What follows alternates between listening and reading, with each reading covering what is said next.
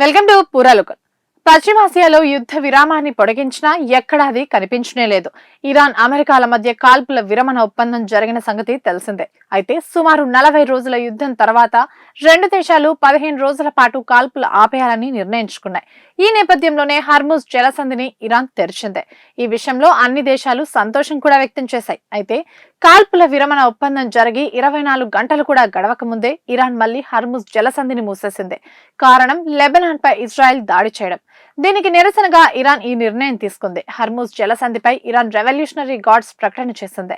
Hormuz జలసంధి మీదుగా ప్రయాణించాలని భావిస్తున్న అన్ని నౌకలు సముద్ర భద్రతా సూత్రాలకు అనుగుణంగా సముద్రపు మైళ్ల వల్ల జరిగే ప్రమాదాల నుంచి రక్షణ పొందేందుకు ప్రత్యామ్నాయ మార్గాలను ఎంచుకోవాలని పేర్కొంది. హర్ముజ్ జలసంధిలో ఇటీవల జరిగిన సైనిక ఘర్షణల వల్ల అక్కడ సముద్రపు మైన్లు ఉన్నాయని, అవి వాణిజ్య నౌకలకు ప్రమాదకరమని ఇరాన్ పేర్కొంది. నౌకలు ఈ మైన్లను ఢీకొంటే భారీ పేలులు జరిగే అవకాశం ఉన్నందున సురక్షితమైన ప్రత్యామ్నాయ మార్గాలను వెతుక్కోవాలని సూచించింది. అమెరికా, ఇరాన్ దేశాల కాల్పుల విరమణ ప్రకటించినా లాభం లేకుండా పోయిందనే చెప్పాలి. అమెరికా తీసుకున్న నిర్ణయానికి ఇజ్రాయెల్ సమ్మతం తెలిపింది. కానీ లెబనాన్ పై మాత్రం యుద్ధం ఆగదని స్పష్టం చేసింది. అయితే విరామం ప్రకటించిన తర్వాత తమ దేశంలోని చమురు రిఫైనరీతో పాటు పలు ప్రాంతాలపై దాడులు జరిగినట్టు ఇరాన్ ఓ ప్రకటన విడుదల చేసింది.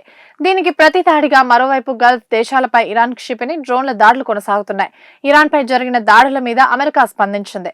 కాల్పుల విరమణ ప్రకటన జరిగిన వెంటనే అమెరికా సైన్యం దాడులు నిలిపేసిందని అమెరికా సైన్యాధికారి ఒకరు తెలిపారు. కానీ ఇజ్రాయెల్ దాడులు కొనసాగిస్తున్నాయని వెల్లడించారు. ఇవి ఇప్పటి వరకు అప్డేట్స్. మరిన్ని అప్డేట్స్ కోసం చూస్తూనే ఉండండి పూరాలోకల్.